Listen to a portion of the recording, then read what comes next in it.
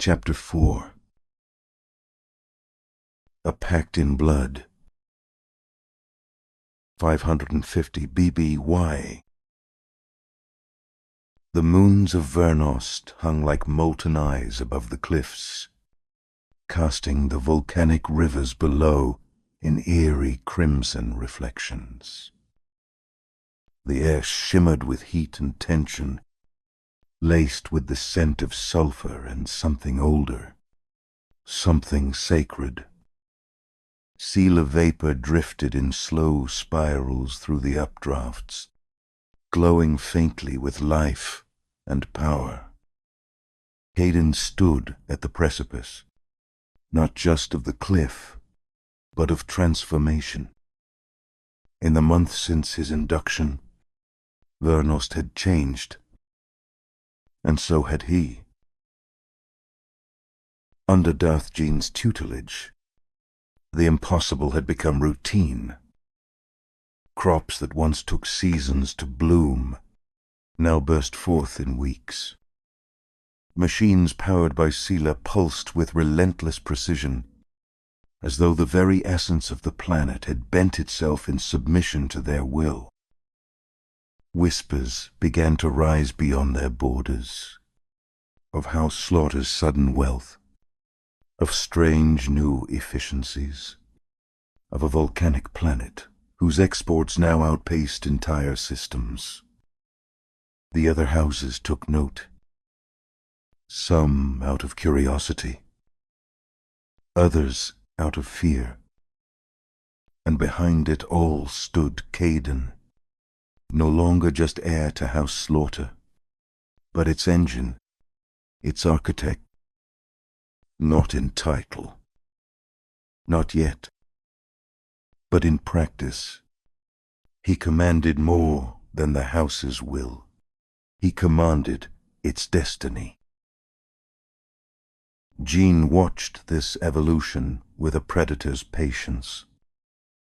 She had not rushed the moment. Sith rituals were not born of sentiment or ceremony. They required readiness. And tonight, he was ready. She waited for him at the summit. No guards, no symbols. Just two silhouettes in the fire glow of the dying sun. When he approached, she did not speak at first. She studied him, how his posture had shifted, how the force coiled around him not as potential, but as presence. His eyes held no more hesitation, only hunger, refined.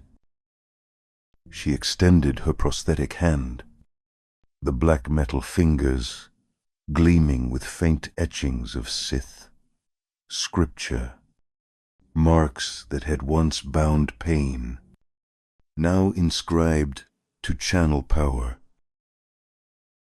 Are you ready to embrace the full power of the dark side? She asked, her voice low but resonant, like the first chord of a war hymn. Kaden hesitated, but only for a heartbeat. Then his hand met hers. The contact ignited a pulse in the force, not violent, not explosive, but heavy, real. Sparks of raw energy crackled between their palms, dancing across flesh and metal like lightning seeking a bond. Something invisible, yet eternal, passed between them. A covenant older than the Jedi, stronger than blood, sealed in ambition and shadow. Jan's voice deepened. Then kneel, Kaden. Pledge yourself to the dark side, and to me. No hesitation now. Kaden lowered himself to the scorched basalt, the heat biting into his knees, a pain he did not flinch from. He bowed his head, not in submission, but in reverence to the force he was choosing to become one with. "I give all that I am," he said, his voice firm, "to the dark side. To you, my master. My will is yours until the day it becomes greater." Gean allowed herself the faintest smile, not of affection, but of satisfaction. The kind only a Sith can feel when the future sharpens into inevitability. Rise, she commanded, her voice echoing with the weight of lineage. He did. To this world, you may still be Kaden of House Slaughter, but from this moment forward, you begin your path as Darth Slaughter, apprentice to the darkness, heir to the grand plan, blade of the Sith. The wind picked up as if responding to the naming. Gean stepped back, her hood pulled low, but her smile unmistakable beneath the jagged lines of steel that marred and defined her face. The future of the Sith did not begin in the chambers of Coruscant.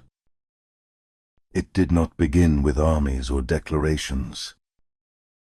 It began here, in the volcanic blood of Vernost, in a pact sealed not by ritual, but by recognition, between master and apprentice, between predator and successor, between power and its heir. The forge of legacy had been lit, and in its heat, Darth Slaughter was born.